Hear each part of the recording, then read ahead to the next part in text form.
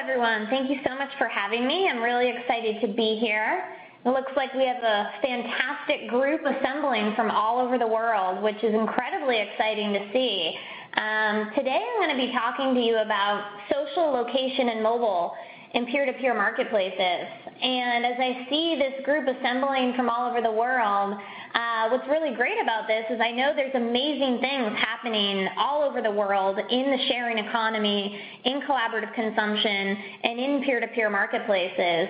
So I'm hoping that what we go through today will give you just one perspective and one view of what we're thinking about here in TaskRabbit, what I've seen interesting happening across this marketplace and industry, and hopefully it'll inspire you all to think about how you can apply some of this thinking to businesses that you're thinking about as well. So on that note, we're going to go ahead and get started. So just to go over a little bit of what we'll cover, I'd love to share with you up front just a little bit about my history, a little bit about why social location and mobile is so important, and why now? Why is it all of a sudden becoming the hot new trend? And specifically, why does this matter for peer-to-peer marketplaces? Because there's some really specific applications and examples of how social location and mobile is affecting this industry and really cultivating and forming this groundswell in the sharing economy. And so I'd love to share my thoughts with you on that. Then we'll go through a few lessons that I've learned over the past 3 to 4 years as I've built up the TaskRabbit business and the TaskRabbit community. And then I'd love to open it up to questions. And, really, this is your time, and I'll leave plenty of time at the end for questions. I'd love to hear from all of you. So please feel free to get things queued up during the webinar, and we'll make sure that we get those questions answered at the end. So this is going to be somewhat of a product-centric focus on social location and mobile and why it matters in peer-to-peer. I know that we probably have a diverse group of folks from engineers and user experience designers and marketers as well. So I'll try to roll in a variety of aspects between marketing and user experience and engineering and product into the talk. But I would love to dig in more with you all at the end as well if you have any further questions. So to get started, I would love to share with you a little bit about my story. So like many stories, it all started with a dog. And it was a cold winter night in February of 2008. My husband and I, we were living in Boston at the time. And we were getting ready to go out to dinner, and I remember it was February because it was cold and snowy outside, and we had called a cab to come pick us up. And at that moment, we realized we were out of dog food, and we have this 100-pound yellow lab named Kobe, which you see here, that just had to eat that night. He was looking up at me with those sad, starving little eyes. And so my husband Kevin and I, he's also in technology, so we always have these very geeky conversations in the house. And that night it turned into, wouldn't it be nice if there were just a place online we could go, say we needed dog food, name the price we were willing to pay, and we were certain that there was someone in our own neighborhood that would be willing to help us out, maybe even someone at the store at that very second, and it was just a matter of connecting with them. Why couldn't we make that connection? So I grabbed my iPhone actually at that moment, and I said, if such a site existed, what would it be called? And I typed in the domain name at the time, runmyerrand.com, and it was actually available. And as I'm sure you all know, domain names are never available, so I took that as a sign. And even before the cab came to pick us up that night, I purchased that website and had already started mapping the idea of TaskRabbit in my head. At the time, I was a software engineer at IBM, and I'd spent the last 7 years there as a programmer. I really loved my job at IBM. I was learning a lot about software development and engineering and about how to really build products that keep people productive. I was working on a product called Lotus Notes and Domino, which I'm sure a lot of you are familiar with or have heard of, but I realized realized that it was all about keeping people productive and keeping them connected. And I think a lot of that thinking and learning at my time at IBM has influenced how I've thought about TaskRabbit as well. So even though I loved my job there and I loved engineering and programming, I did feel like something was missing. And there were other skills that I wanted to develop and utilize on a daily basis. So after about 4 months of networking and talking to literally anyone who would listen to me about the idea for TaskRabbit, I decided to take the leap, leave IBM, and get the first version of the product built myself. So one of the people that I met in those 4 months was incredibly important to the story. His name is Scott Griffith, and he's the CEO of Zipcar.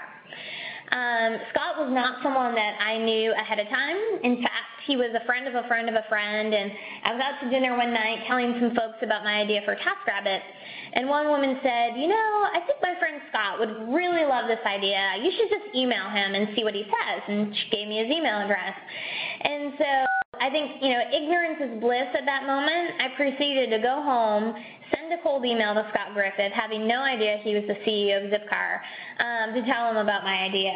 Now, to his credit, he wrote back pretty quickly, and it shows how supportive he is of entrepreneurs and innovators. He's just been a great mentor and advisor to me.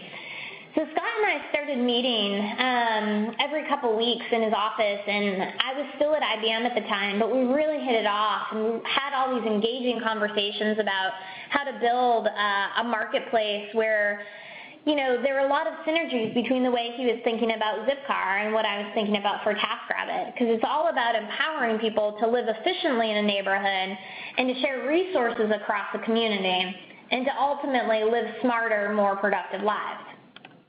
So for me, the core vision for the business was, how do we take the concept of social networking that has become so popular and leverage it to create a new platform based on service? The core concept was, how do we go from social networking into service networking to get real things done in real life? Now, technology gives us access to a global network of people. And at the time, I started to see 3 technologies emerging. There was Facebook and Twitter, which was becoming really popular. Facebook was just breaking out of the college scene, and Twitter was just sort of up and coming at the time. There were location-based platforms like Foursquare and Gowalla that didn't have very much traction yet. And mobile was this huge trend that we all knew was only going to get bigger. The iPhone was becoming increasingly popular. All of a sudden, people had devices on them 24/7, connecting them to everyone in the world instantly. And so in 2008, I saw these 3 technologies, social, location, and mobile, as the pillars that would make service networking possible. Because technology gives us access to a global network of people, we can also start to leverage technology as a local tool. So the key is to utilize technology to build efficiency and trust in a service network. And because in a service network we're dealing with offline connections, particularly trust plays a huge role in making sure that those connections are successful both on and offline. So think back, 10, 15 years ago. There was probably a kid in your neighborhood who you could pay a couple bucks to wash your car or mow your lawn. But I feel like with the age of the internet, we've almost lost that sense of community because the internet has siloed us so much. But now what we're starting to see is technology being able to be leveraged to actually mimic human behavior and to get us all connected together again. Technology is helping us redefine what a neighborhood is. At TaskRabbit, a user just said to me last week that she got a bag of groceries delivered, and it was the first time in a long time that she actually learned one of her neighbor's names.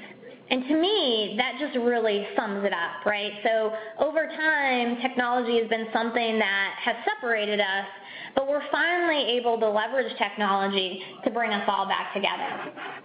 So what's interesting about this is I feel like every generation has a hurdle, and every generation of the internet we've seen has a hurdle. At first it was e-commerce and getting people comfortable with putting their credit card online. Can you imagine putting your credit card in and actually buying something online?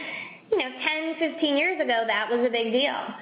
From there, what we started to see was Facebook and Twitter really start to promote sharing across friends and families and networks.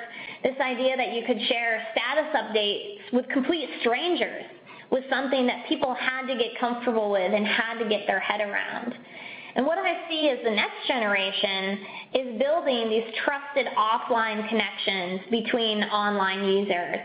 And without leveraging social, location, and mobile technology, we're not going to be able to overcome those hurdles that will get consumers there and get them comfortable.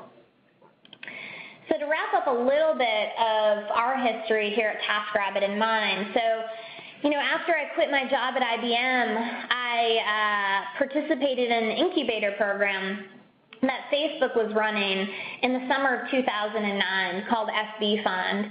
And really at the end of that program was when I met some great Bay Area investors that led a seed round of financing for the company. It was a $1.8 million seed led by Floodgate Fund. We also had Baseline Ventures and First Round Capital participate. And really those three groups got us off to a strong start. We were able to open San Francisco as our second market for TaskRabbit. And from there, it's really snowballed. We raised the Series A round last March, which was $5 million led by Shasta Ventures. And then just recently, at the end of last year, we closed our Series B round with Lightspeed Ventures. And now are really focused on continuing our expansion both across the U.S. and internationally as well. So all you international folks out there listening, hopefully you'll see TaskRabbit in your neighborhood very soon. So on that note, let's dive into a little bit more about why social, location, and mobile are setting the foundation for these peer-to-peer marketplaces. What makes them so special? So let's start with social. Social is all about trust building and an offline connection. So one thing to start with here is social does not mean social media. And it's funny when you talk to people about this that aren't necessarily in the space or really understand the power of social and of the social graph. They immediately jump to social media and, oh, are you going to use social media to get the word out and build your audience and generate great customer acquisition campaigns? And that's not necessarily what I'm talking about here. Sure, those are great ways to build awareness and get people to share and spawn virality between folks, but really the key in leveraging social is all about the social graph. And in peer-to-peer marketplaces, the social graph can be used to build trust between people both on and offline. So there are two main components to trust building, and when you start to think about what makes people trust one another, what makes you trust a stranger on the street or the person sitting next to you in the coffee shop or your neighbor that lives 2 doors from you down the hall, it's really about two things. It's about identity. Is this person who they say they are, and can that be verified? And what is their reputation? So what are their interactions with people? What is their reputation like? Do they have strong connections between friends? And do friends vouch for them and appreciate what they've done? And what sort of reviews has this person received? So it's interesting because what I've started to see happen is this idea of verifying identity via the social graph. And I think this is an interesting component, the fact that, if you have a Facebook profile and a Twitter account and LinkedIn and everything is connected to a peer-to-peer market, does that actually verify your identity? I think that it helps, I think that it's a really elegant solution, but at the same time, we have to remember that all of these profiles can be spoofed. This can be gamed, right? I mean, people can have programs out there that can generate fake Facebook profiles with thousands of friend connections and Twitter accounts with, hundreds of thousands of followers. So this isn't foolproof, but I think it's a nice first step at identity verification. The more networks that you verify, the better people feel about your identity. I think what's even more interesting is when you can actually put in some other kind of old school programs. So here at TaskRabbit, one thing we're doing with identity is 100% of our TaskRabbit network does go through a vetting process that includes a social security number trace and a criminal background check. So we're able to verify the identity of our TaskRabbits and then also start to verify their reputation before they're activated on the site. Now, the second piece is reputation. And I'm going to show you a few screenshots here of some interesting examples of reputation building and of how people in peer-to-peer marketplaces are leveraging the social graph to do some interesting things and build trust with one another. So here's an example where I was searching for a place to stay on Airbnb. And I wanted a place to stay near Yosemite National Park out here in California. And so I Facebook connected, and I immediately saw as part of my search results that not only here are there locations that are interesting, but actually here there's 104 of your friends that have either rated or reviewed or had some sort of interaction or connection with the host. So you can also see here that a few of my friends are actually friends with the host, so the degrees of separation just became a lot smaller. You can also see that one of my friends has actually reviewed the host in the property, so they've actually stayed there themselves. These are things that definitely make me feel better about interacting with these hosts online because I know that my friends already have done it and they've had great experiences. So this is really interesting because the world just got a lot smaller, right? You can see how you're connected to these folks, what sort of reputation they have, and what sort of experiences that your friends have had. Now, to take it a step further, as you look through these hosts, you can even see how many degrees of separation away you are from a person. So if you know you're just 2 friend separations away on the social graph from the host, that would make you feel better about trusting them than 6 degrees. But it's an interesting case study, I think, about what sort of connection do you have to have to a person online to then feel like you can trust them offline as well. So you can imagine in the case of TaskRabbit, where people are connecting to get small tasks and jobs done, that it's not really about, in the same way that I searched on Airbnb here, it's not about knowing if you're friends with a TaskRabbit or if one of your friends is friends with a TaskRabbit. It's more about, has your friend used a TaskRabbit? How did they rate and review that experience? If your friend, gave Joe the TaskRabbit a 5-star rating and a 5-star review, would you be more likely to trust Joe as well? And it could be very different across specific task verticals, right? So if Joe did a really great job cleaning someone's house, but you're looking for a handyman, that might influence your decision as well on whether or not you want to trust Joe to do some handyman work.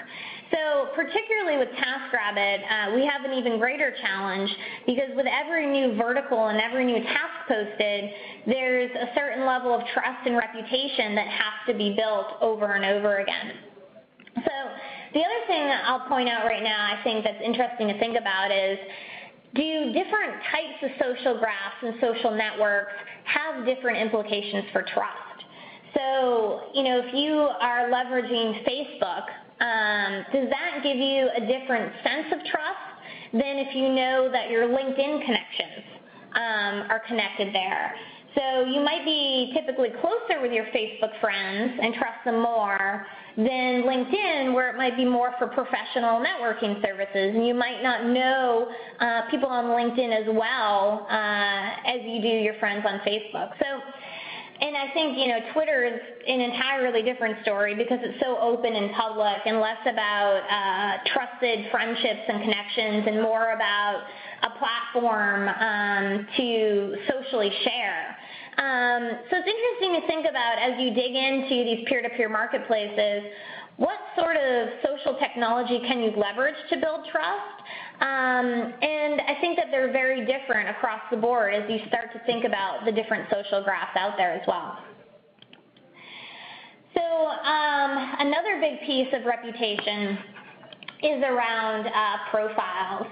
And I'm a firm believer that you don't need to reinvent the wheel when you're starting a peer-to-peer marketplace and you're having users create profiles. I mean, everyone has profiles all over the web already. We have profiles on Facebook and LinkedIn, About Me, and we participate on Yelp, and we might even have our own Etsy stores.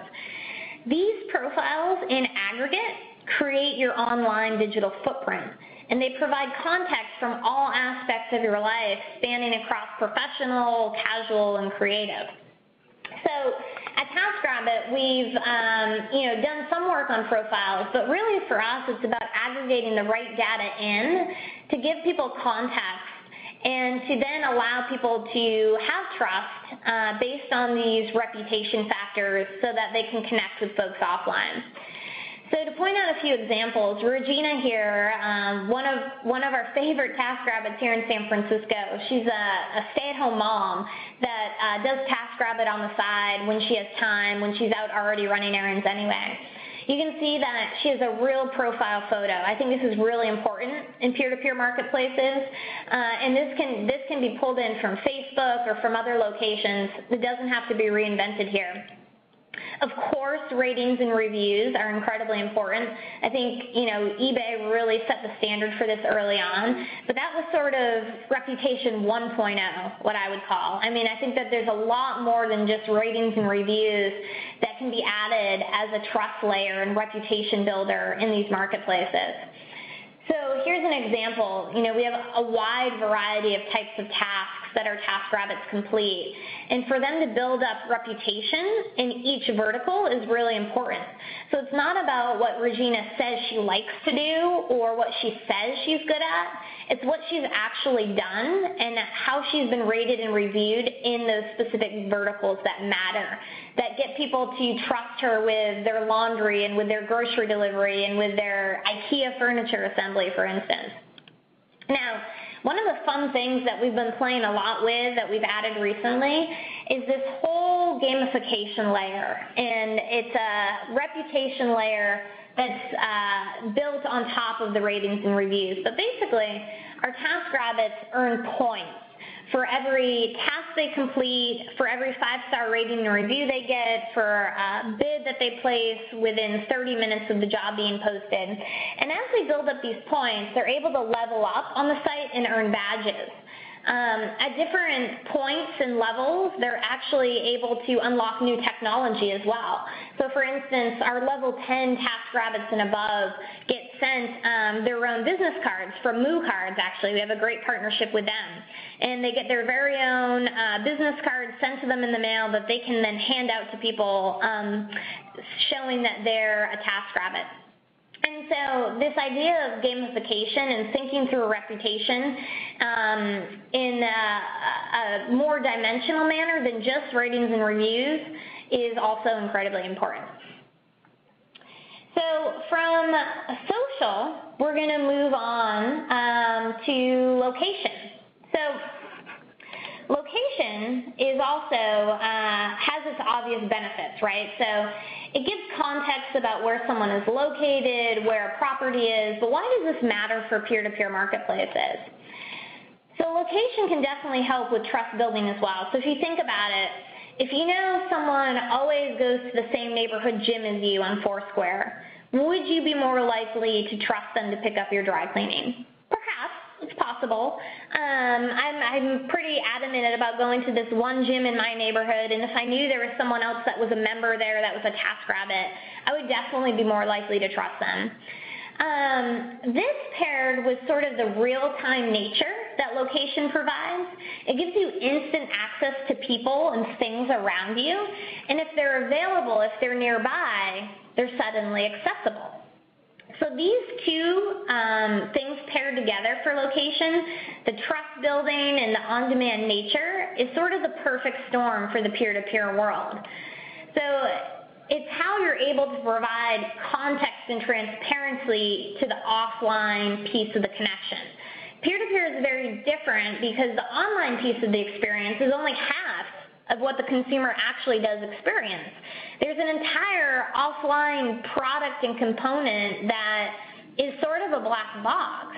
But when location can start to be leveraged to provide transparency to an offline interaction as well, so how far away someone is, are they on their way, these are things that actually help the offline connection and provide a great user experience and further context about the transaction. The other interesting thing about location leveraging in peer-to-peer marketplaces is intelligence. So in our case, I'm going to show you one example here. Location allows you to make smart choices about the user experience and the interactions that they have based on location. So the example I'm going to show you is all about our TaskRabbit alerting system. So we can do things like smart alerting. As soon as a task is posted at time 0, we can alert everyone within a half-mile radius of the task posting about the job. Now, within 10 minutes, if that task isn't assigned to one of our TaskRabbits, maybe they've put in bids, but there hasn't been a good match yet, we can broaden our alerts and move to the next radius of people. And it goes up from there. At 20 minutes, we might fan out further, 30 minutes, and if there still isn't a match at 30 minutes, then maybe it's time to alert everyone in that city and see what other types of good bids and connections we can get in.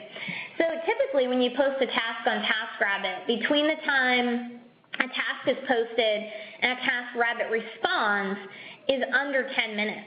So, the response time is very fast on the site, and we aim to give you the best matches possible. Now, if someone actually got matched within that first 10 minutes, we wouldn't have to alert out past that, and that's also nice from a revenue and monetary financial perspective because it costs money, right, to do all of those alerts. And we're using Twilio's technology to actually do that alerting. So for us, being able to leverage location in an intelligent way has really helped with peer-to-peer matching. So the last piece of location I'm going to talk to you about is actually more marketing related, and I wanted to throw a couple marketing pieces in here as well. So what you're looking at is actually a heat map of how we launched TaskRabbit in the San Francisco market. And we had this hypothesis at the time that if we just started in one location and really understood the underlying operational model and unit economics from there and how to provide a great user experience, that we could then replicate the model out in different cities. But as we launched cities, what we realized is that it wasn't about launching the city. It was about focusing on one hyper-local neighborhood and perfecting the user experience in that location. People talk, and they tell their friends, and word of mouth spreads very quickly.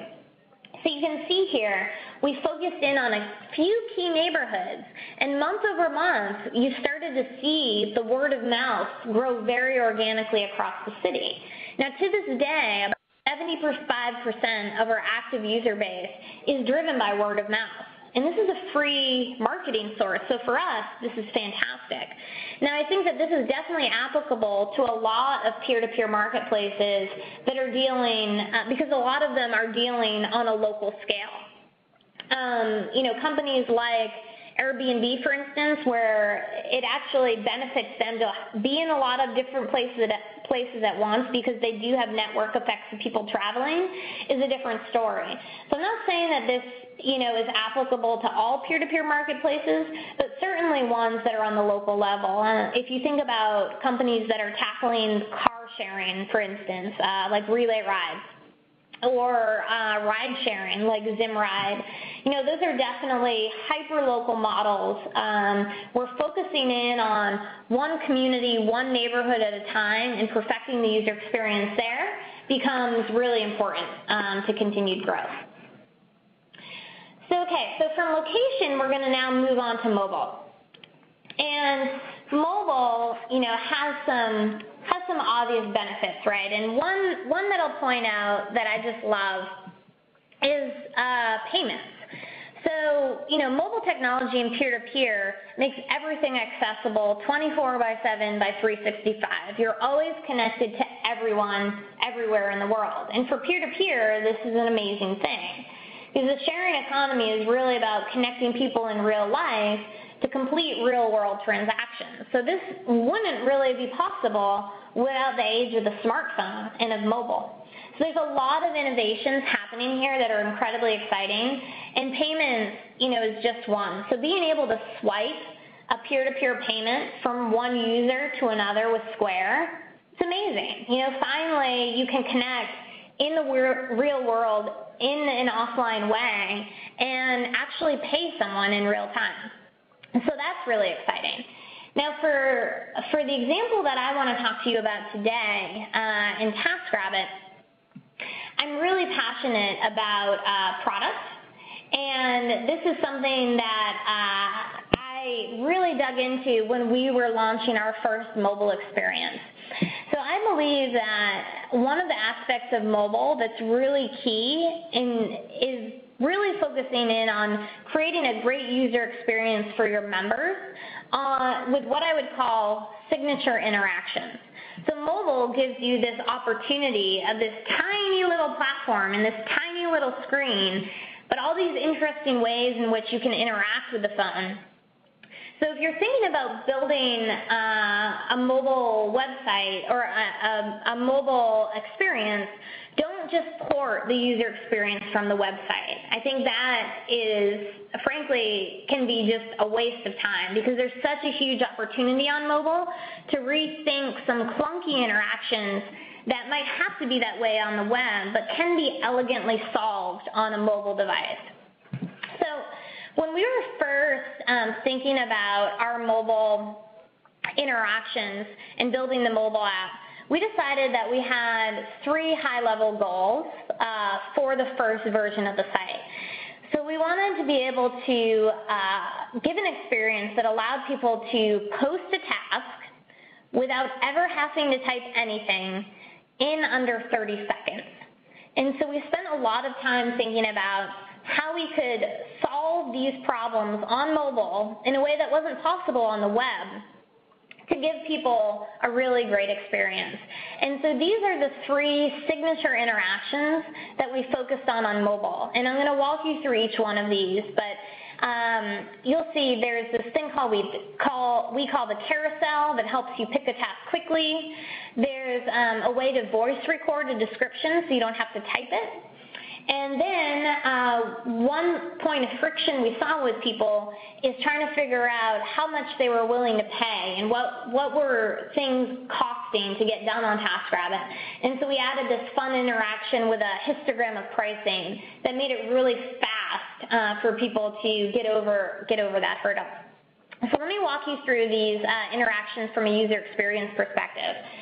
So starting with the carousel, this was actually a very early sketch of how we would build the carousel, and we wanted to give something that was really fun and slick and easy for people to choose what task they wanted posted. So this evolved into the carousel you see today, which is a wheel, and which goes around actually infinitely. I'll point that out in a second. This carousel is pretty awesome for 2 main reasons.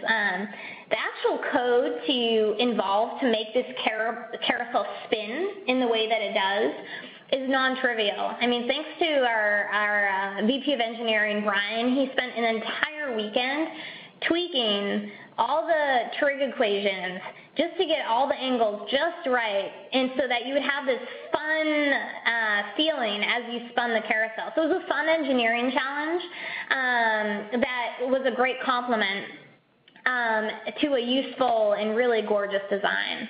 The second reason why this design has worked so well for us, and I'll point it out here, is because we have one wedge in the carousel that is actually out of view. So you can't see this little wedge up here that this orange arrow is pointing at. Now the great thing about this is that we're able to dynamically load an infinite number of options in this hidden wedge. So the great thing about this is based on a user's experience, based on what they've posted in the past, based on if they're a first-time user or repeat user, we can dynamically load different types of tasks into the carousel. So we can become a lot smarter about tailoring the user experience to the consumer based on their previous activity and behavior. So this was really, really exciting for us.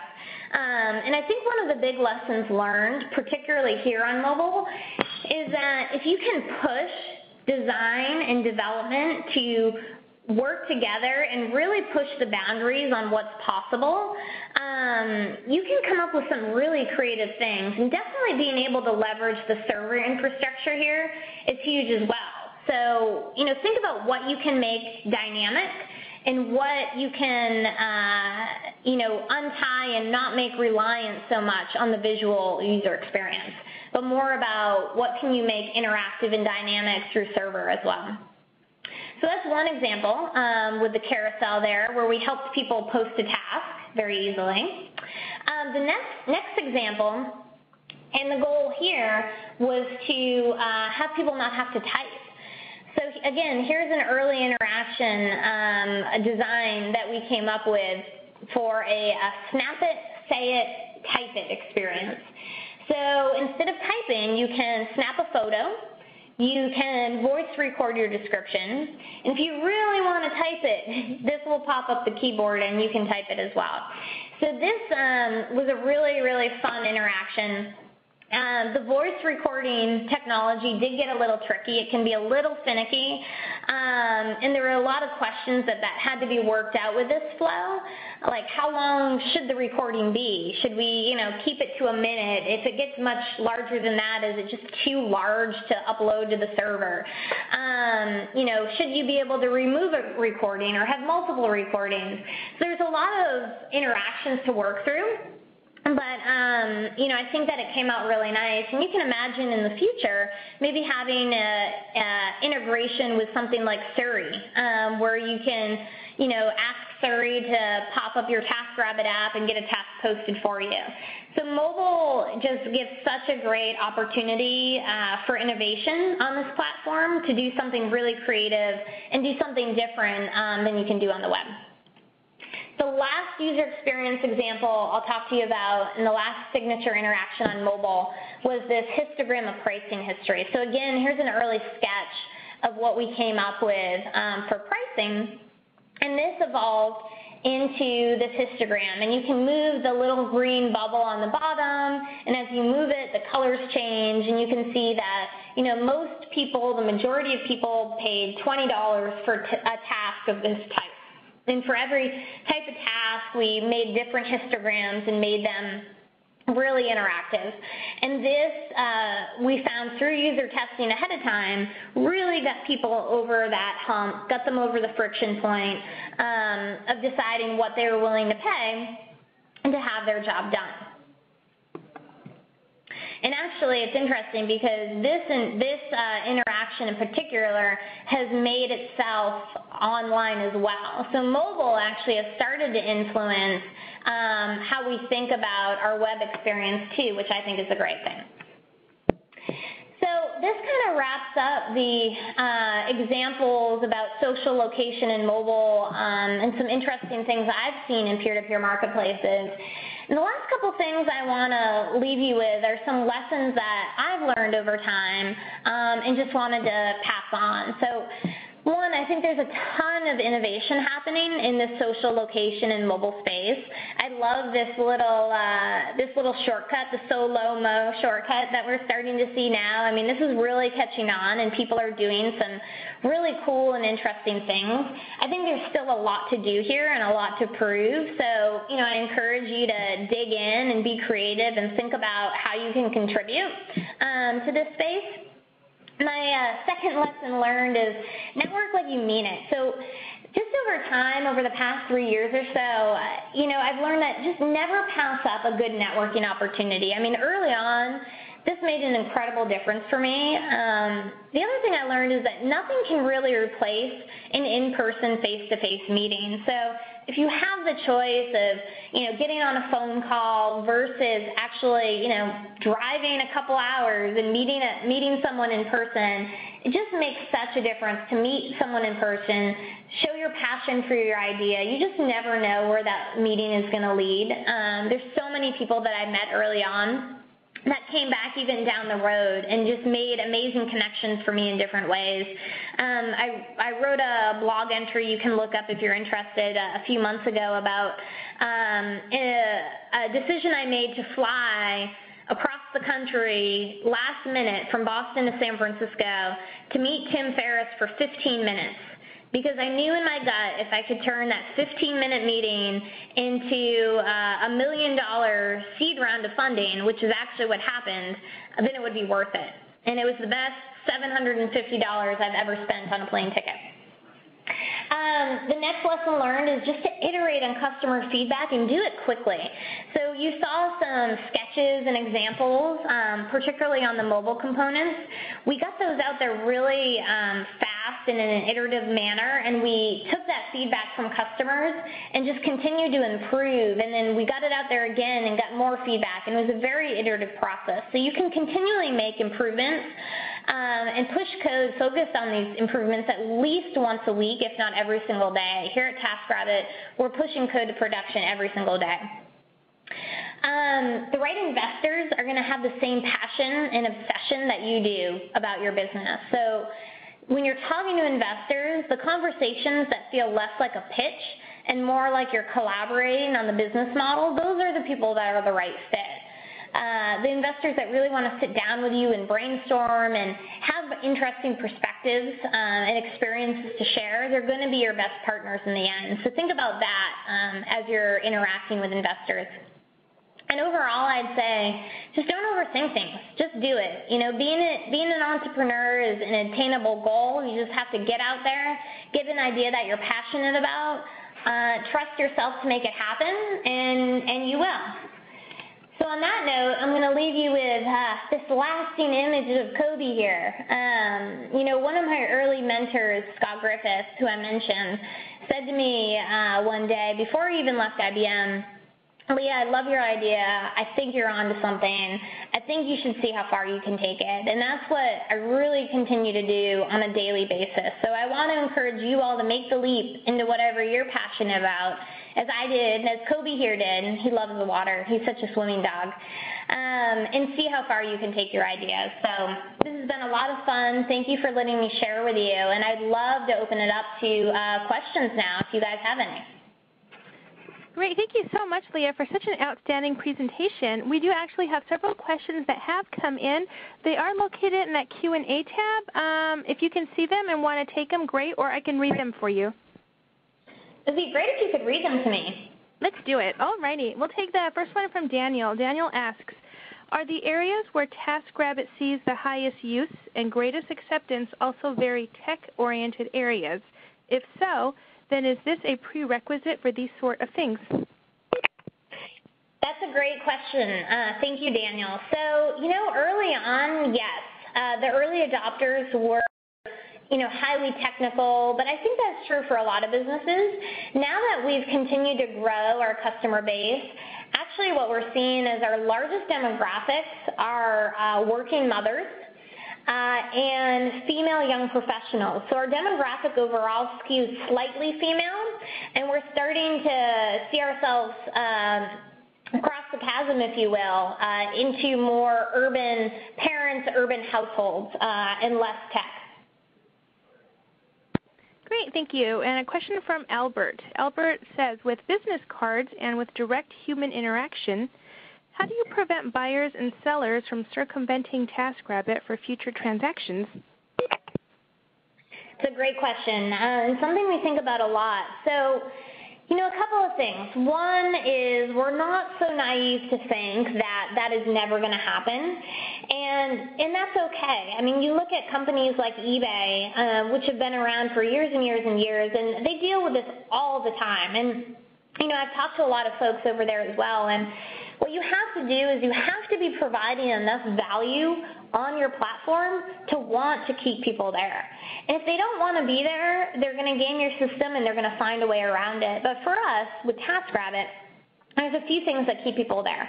One actually is with the payments. So the payment infrastructure and technology is really secure and it's really easy. So people input their credit card just once, we store it, and they never have to think about it again. So instead of, having to have cash on hand or write a check when the TaskRabbit comes, we've heard from our users that just having the payments online is super easy.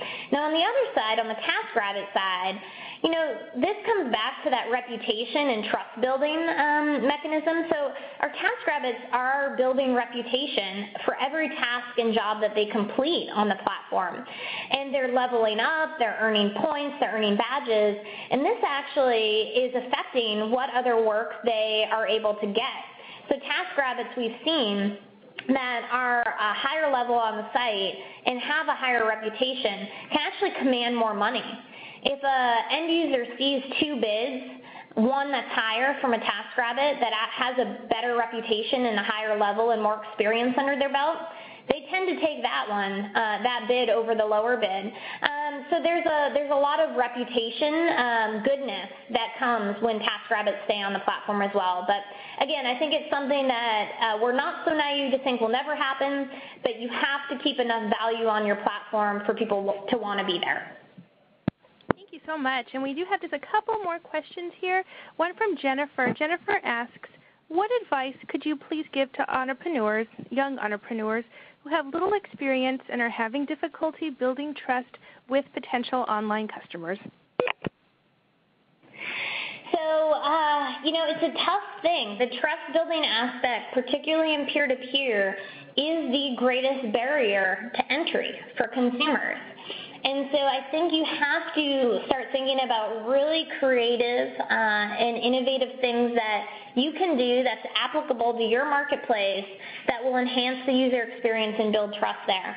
The other thing I'll mention, I showed some examples of how Airbnb is building trust through social, how TaskRabbit's thinking about trust through social. There are companies out there that are forming that are solely building a business on building trust in peer-to-peer marketplaces. So I'm advising one company, in fact, called Project Trust. You can check it out at projecttrust.co. And we haven't launched yet. There's no product yet. But you can read a little bit about the manifesto and, what we believe is important to build peer-to-peer and trust marketplaces. And what you're going to start to see are these companies forming that are going to be offering services to peer-to-peer marketplaces to help build end-user trust, because it is such a huge problem to solve, and it's something that all of the peer-to-peer marketplaces need solved. So I'd say, think about your business, be creative, think about how you can leverage social, and then start to check out these new companies that are forming and think about ways that you can partner with them to build trust with your end users. Great, thank you very much. And now we have one from Mark. Mark would like to know, why does your link for your iPhone app on your website not work? Mark, that's a great question. I don't know. It sounds like a bug. I might have to log that one. We'll look into it. But if you load the website on your mobile browser, you should get prompted to either download the iPhone app or go on to the mobile optimized site. So if there's a bug there, we'll look into it. Okay, and our final question comes from Marilyn. Marilyn says, hi, Leah. I have a tech startup and currently have a great contract developer, but he is not interested in being a founding member of another startup. Do you have suggestions for finding a developer, particularly a female developer who is startup-minded? You know, I think it's all about just continuing to get out there and continuing to network with people. For me, that has always just been a great way to meet folks that are like-minded. I know that there's meetup groups out there that you could join, particularly in the dev space. There's, depending on what sort of platform you're using, there's Ruby meetup groups. There's also this fun group called Founder Dating, where you can actually go and meet other people that are looking for founders and see if you can find a good fit with other folks that are technical or are more business oriented, and match yourselves together to create some cool products. So, you know, I'd say look into what sort of networking opportunities there are in your area and just try to take full advantage of them.